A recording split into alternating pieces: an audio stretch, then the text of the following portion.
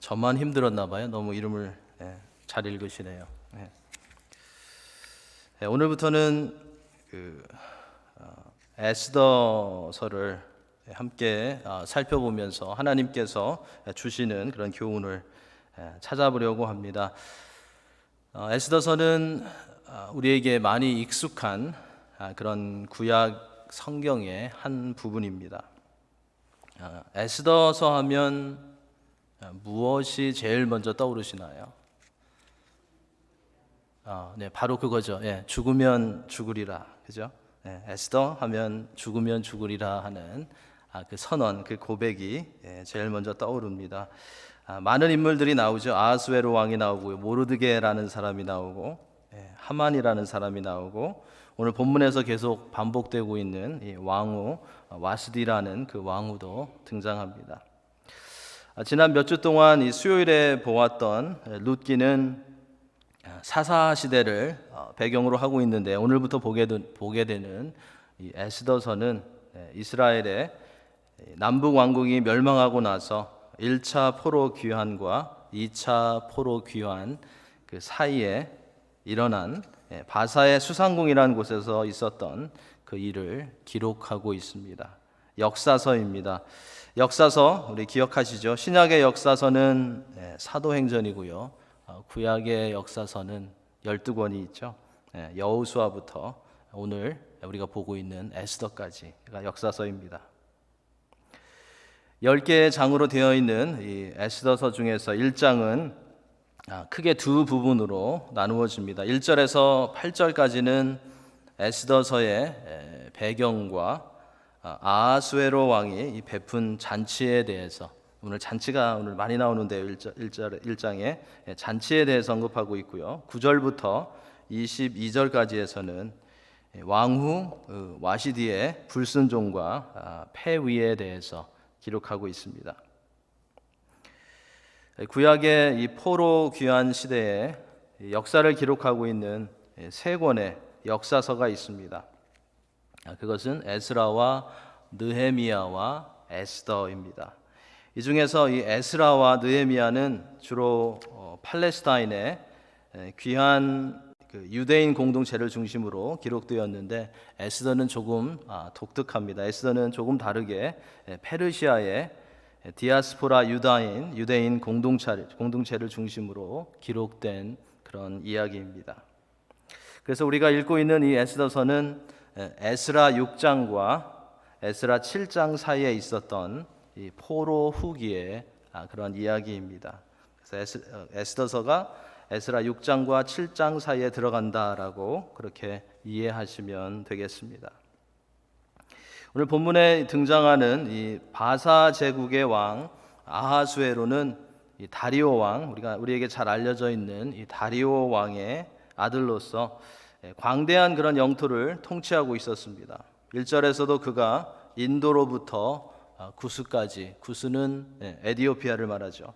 인도로부터 에디오피아까지 127지방을 다스리는 왕이었다고, 그가 굉장한 그런 영토를 가지고 있는 파워가 있는 왕이었다라는 것을 소개하고 있습니다. 이렇게 영토가 많은 왕이지만 아하수에로는 자신의 아버지가 실패한 그리스 원정을 항상 꿈꾸면서 준비하고 있었습니다. 그러다가 자신이 통치한 지 3년이 되었을 때 그는 모든 지방관과 신하들과 장수들과 귀족들을 위해서 잔치를 베푸는 것을 보게 됩니다. 이것이 오늘 이 본문에 나오는 잔치인데, 이것은 그냥 우리가 보통 생각하는 그런 잔치가 아니라 그리스 연합군과의 전투를 준비하기 위해서 장수들을 격려하고 군사 전략을 짜기 위해서 모인 작전 회의와 같은 것이었습니다.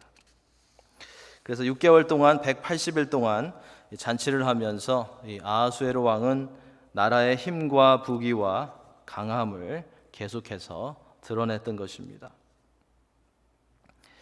이렇게 크게 벌린 잔치 가운데 또 다른 잔치가 7일 동안 있었다고 오늘 본문은 말하고 있습니다. 그것은 180일간의 연회에 초대된 사람들 중에서 주요 인사들을 추려서 다시 초대해서 그들만 초대해서 잔치를 했던 것입니다. 5절에서 8절 사이에 보면 이 특별 잔치는 왕궁 후원에서 있었는데 5절부터 8절 사이를 보면 최고로 가는 그런 데코레이션이 되어 있었고 모두가 모양이 다 다른 그런 금잔으로 술을 마실 정도로 부유함을 자랑하는 그런 잔치였습니다. 매우 화려하고 부족함이 전혀 없다라는 것을 보여주는 그러한 잔치였습니다. 9절에 가보면 지금까지 소개된 그런 잔치는 남자들을 위한 그런 잔치였음을 우리는 알 수 있습니다. 왕과 남자들만이 모여서 했던 그런 잔치였고, 그때 왕후 와시디는 왕궁에서 여인들을 위해서 따로 잔치를 베풀고 있었던 것을 보게 됩니다. 이제 10절부터 보면 문제가 발생하는 것을 우리가 보게 됩니다. 아하수에로 왕은 주요 인사들이 모인 그 잔치의 마지막 날에 술에 취해서 4시 7사람을 보내서 갑자기 여인들을 위해서 잔치를 베풀고 있는 왕후 와시디를 왕이 있는 잔치의 자리로 나오라는 그런 명령을 내립니다. 4시 7명이나 보낸 것을 보면 확실하게 또 품위 있게 좀 웅장하게 왕후를 모셔오라는 그런 명령이었던 것 같습니다. 아하수에로 왕이 이 왕후를 잔치의 자리로 부른 이유는 간단했습니다. 왕후의 아름다움을 백성과 주요 인사들에게 자랑하고 싶어서 그랬습니다. 이 와스디라는 이름은 아름다운 여자라는 그런 뜻을 가지고 있습니다. 아마 이 왕후가 굉장히 아름다웠던 것 같고요. 그래서 이 왕은 사람들 앞에서 그를 자랑하고 싶어서 갑자기 왕후를 데리고 오라고 명령한 것입니다. 이러한 왕의 명령이 내려졌지만 왕후 와시디는 왕의 명령을 따르기를 싫어했습니다. 그래서 그 명령을 외면합니다. 그리고 왕후는 잔치에 나오지 않았습니다. 왕후가 왕의 명령을 거역한 이유는 오늘 본문에는 정확하게 나와 있지 않지만 우리가 짐작해 보면 이 본문의 내용들을 살펴볼 때 아마도 왕후는 이 왕이 술이 많이 취해 있는 가운데 자신을 이 술 취한 귀족들 앞에 세우는 것이 굉장히 싫었던 것 같습니다. 술 취한 귀족들 앞에 자신을 세우게 되면 자신이 왕으로서의 고상함과 위엄이 손상을 입을 것을 우려했던 것으로 보입니다. 자신의 이미지를 관리하고 싶었던 것 같습니다. 솔직히 왕의 명령이 불편하기는 했지만 그렇게 어려운 것은 아니었는데 왕정 국가에서 이 왕후가 왕의 명령을 일부러 거역한다는 것은 상당히 이상한 일이었습니다. 보통은 있을 수 없는 그런 일이었는데 왕후는 고집을 부리고 왕 앞으로 나가지 않았던 것입니다. 왕은 자신의 위엄을 드러내려고 하다가 왕후의 연회 참석 거절로 인해서 오히려 자신의 권위를 떨어뜨리는 그런 일이 일어나자 몹시 분노했다고 오늘 본문에서 말하고 있습니다. 우리가 볼 때는 이렇게 진행되는 일들이 참으로 아무것도 아닌 것 같고 어리석은 일 같지만 하나님께서는 이러한 문제들을 통해서 에스더를 서서히 이제 메인 무대로 나오게 하는 그런 길을 여시는 것을 우리가 볼 수 있습니다. 자신의 명예가 훼손된 것으로 인해서 심히 분노한 아하수에로 왕은 이제 이 규례와 법률의 전문가들이고 높은 자리에 앉아 있었던 그 사람들에게 질문을 합니다. 당시 페르시아와 메대의 7 귀족들에게 15절에 가보면 이러한 질문을 합니다. 내 명령을 거역한 와시디 왕비를 규례에 따르면 어떻게 해야 하느냐, 어떻게 처리해야 하느냐라는 그런 질문을 합니다. 이러한 왕의 질문을 받은 귀족 중에서 무무간이라는 그 사람이 왕께 대답을 하는데 그는 왕후 와시디의 그런 잘못은 상당히 심각한 것이라고 부풀려서 왕에게 고합니다.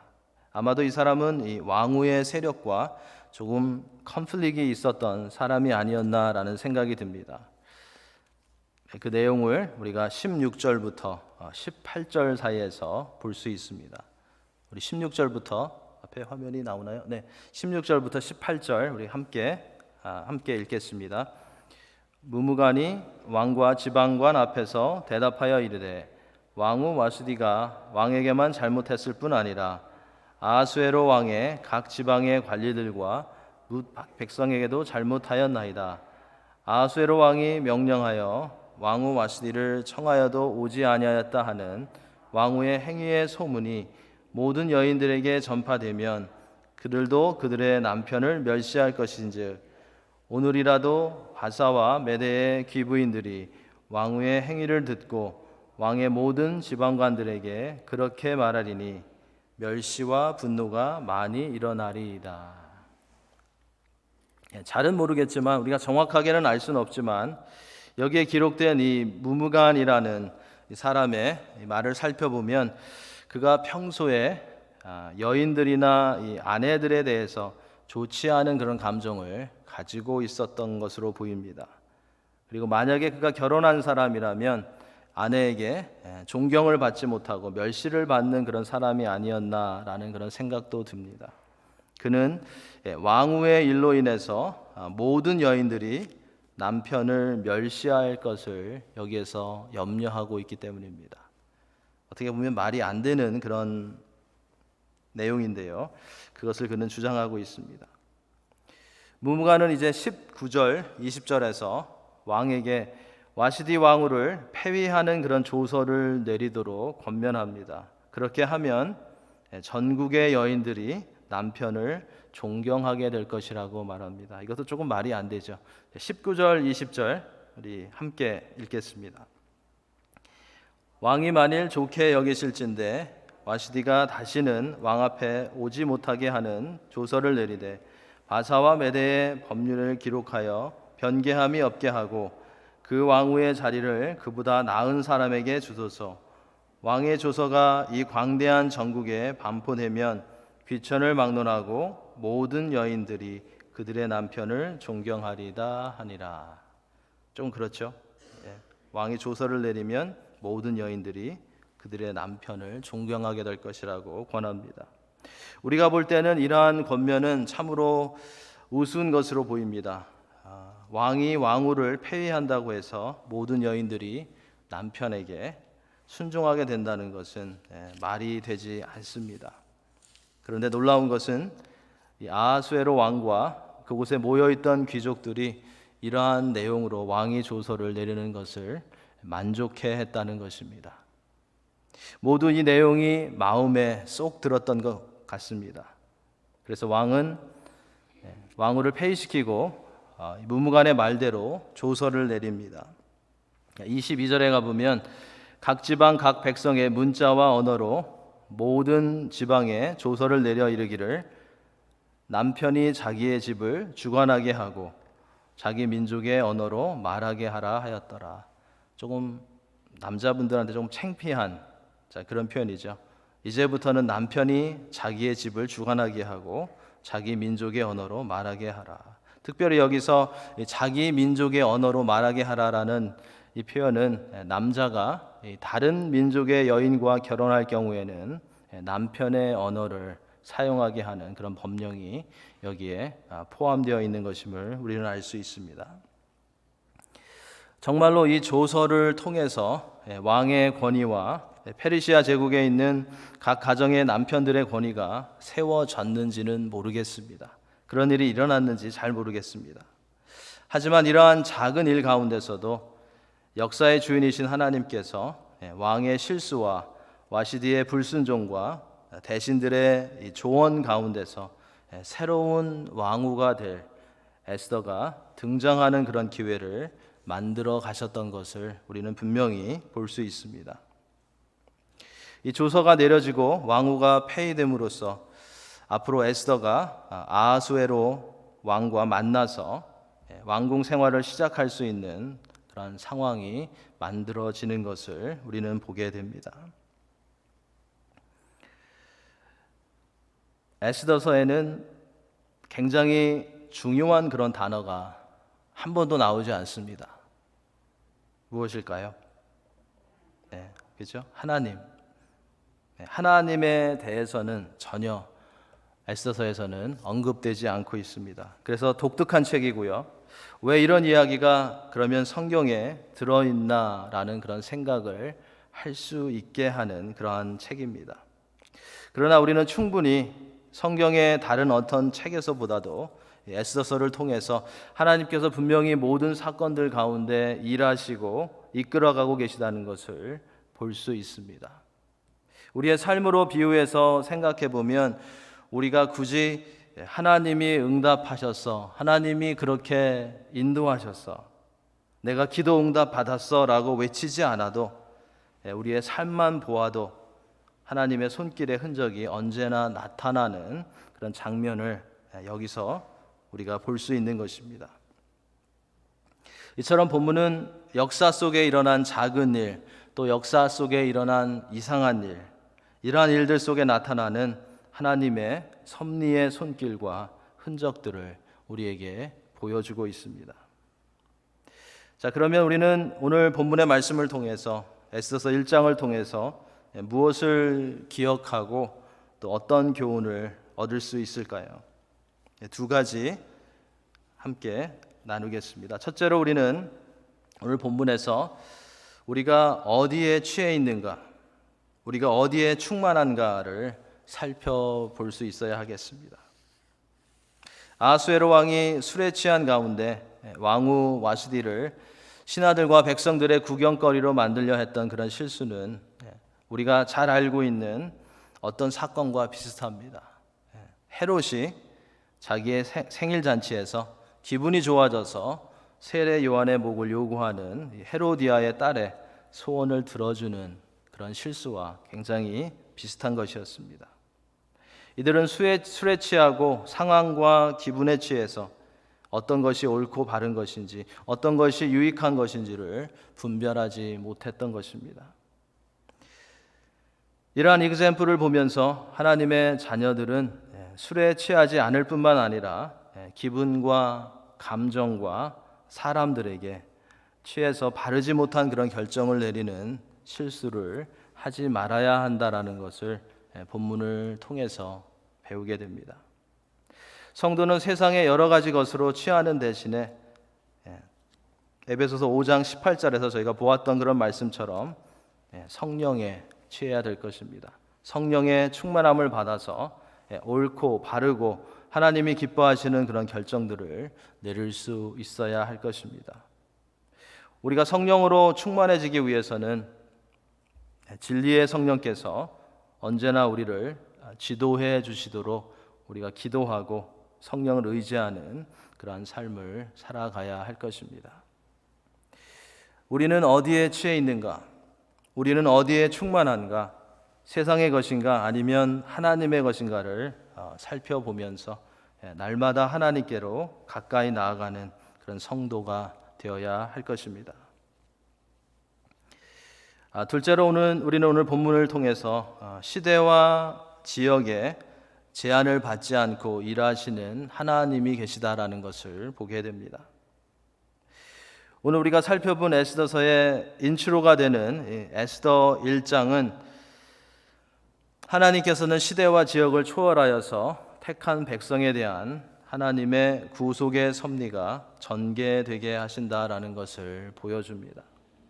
아무리 하나님의 택한 백성들이 고국으로부터 멀리 있다고 해도, 아무리 하나님의 백성들이 소수라고 해도, 아무리 하나님의 백성들이 연약함 가운데 있다고 해도 하나님께서는 그들이 어느 곳에 어떤 상황 가운데 있는지를 아시고 그 가운데서 하나님의 계획하신 뜻을 이루어 가신다는 것입니다. 본문만 본다면 왕의 명령도 문제가 있고 왕후 와시디의 행동도 이상하게 여겨집니다. 아마도 둘 다 술 기운에 올바르게 행동하지 못한 것으로 보입니다. 이 일로 인해서 왕후가 폐위되는 결과를 가지고 왔고, 이 사건은 신앙이 있는 유대 여인 에스더가 왕후가 될 수 있는 그런 길을 열어 놓았습니다. 그리고 앞으로 일어나게 될 유대인의 참사를 막아주는 그런 역할을 하게 됩니다. 이처럼 하나님의 섭리의 역사는 교회나 예루살렘이나 많은 성도들이 있는 곳에서만 일어나는 것이 아닙니다. 하나님의 역사는 하나님을 모르는 어떤 제국의 왕실에서도, 왕과 왕후의 실수 가운데서도, 왕의 신하들의 충동에서도 나타나는 것입니다. 이처럼 하나님께서는 하나님의 백성들을 보호하시고 인도하시기 위해서, 그리고 하나님의 뜻을 이루어 가시기 위해서 그 어떠한 것도 도구로 사용하실 수 있는 분이시라는 것을 오늘 본문은 우리에게 보여주고 있습니다. 하나님께서는 유대인들의 타락과 불순종을 징계하시면서 70년이 지나면 하나님의 백성들을 돌아오게 하겠다고 약속하신 그 약속을 지키시기 위해서 바사 제국의 왕실과 수상궁에 있는 사람들 가운데 잠잠하게 하지만 놀랍게 역사하고 계셨던 것을 오늘 본문을 통해서 우리는 분명하게 확인할 수 있습니다. 페르시아 제국의 수산이라는 곳에 있었던 디아스포라 유대인 공동체를 하나님께서 기억하시고 인도하셨던 그 하나님은 미국의 동부의 필라델피아의 한인 믿음의 공동체인 우리들을 아시고 그 가운데 역사하시고 인도하신다라는 것을 우리는 잊지 말아야 할 것입니다. 우리는 때로 하나님을 놓칠 수 있습니다.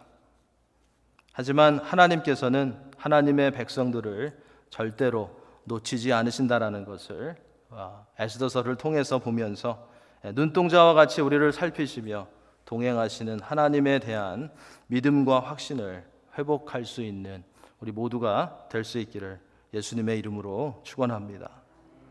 역사 가운데, 삶 가운데, 또 크고 작은 일 가운데 하나님의 역사의 흔적을 더 많이 발견하고 체험하시는 여러분들이 다 되시기를 예수님의 이름으로 간절히 축원합니다. 기도하시겠습니다.